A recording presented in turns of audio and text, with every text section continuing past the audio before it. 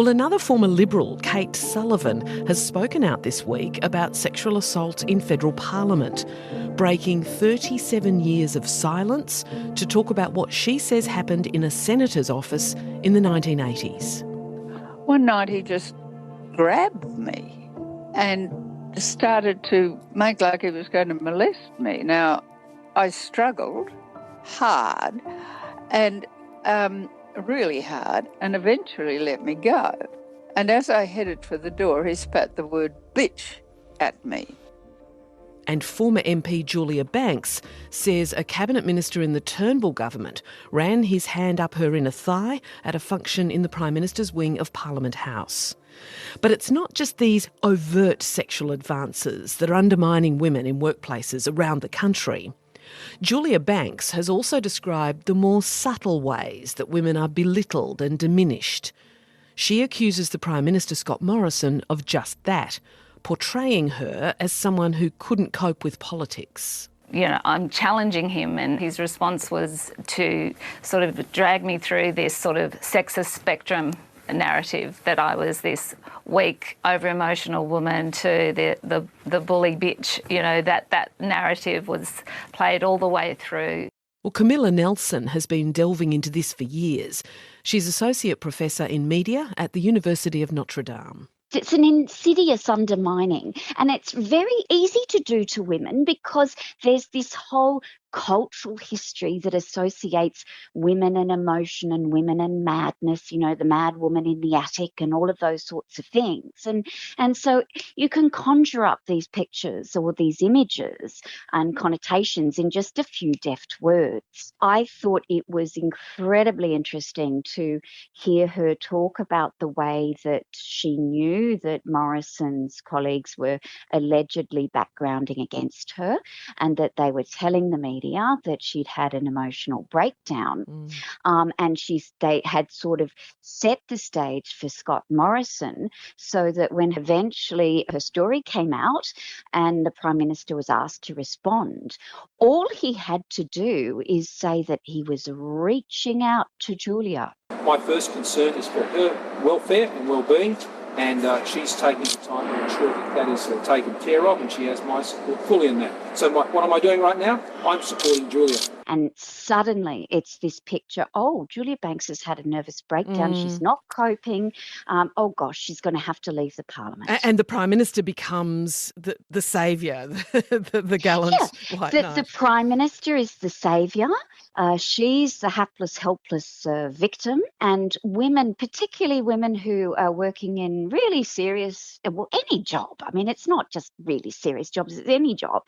It's very hard to come back on that because it's an expression of concern. And if you come back and call it out, then you look hysterical, oversensitive, reactionary. Now, let me pick up on hysterical because that's a word that for centuries, I think, has been used against women, the idea of this mad hysteria.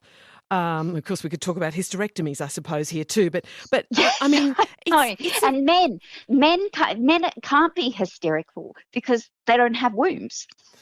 They can't. It's a completely sort of a stigmatising kind of images that are weaved around women. And of course, Julia, as opposed to Julia Banks or some other reference, like the use of a first name also can be quite powerful, can't it? Yeah, I know. And you think of it as the way, women are, again, it taps into this immediate cultural history where women are infantilized. Scott Morrison did that really conspicuously earlier on in the pandemic when he called Alison Macmillan Chief Nurse Alison, whereas only the Chief Medical Officer, Paul Kelly, got to be a professor.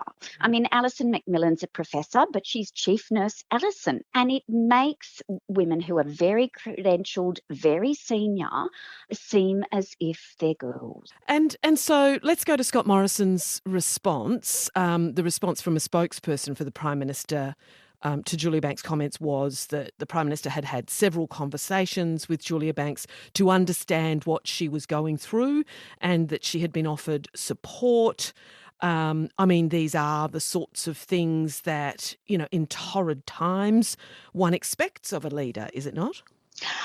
Oh, look, when when that statement was read out, I honestly wanted to hurl the remote control at the television. I was like, oh my God, and he's just doing it again, and it's there and it's in plain sight. So what's the solution? I mean, I've had a career through the 80s and the 90s into the 2000s, and felt that it's been, an empowering time for women. But suddenly, like so many women around the world, there is this sense that we've hit this wall. So what is the way that we solve this issue, not just about harassment in workplaces, but this wider question of the characterisation and the understanding of women's humanity? It's about systemic cultural change.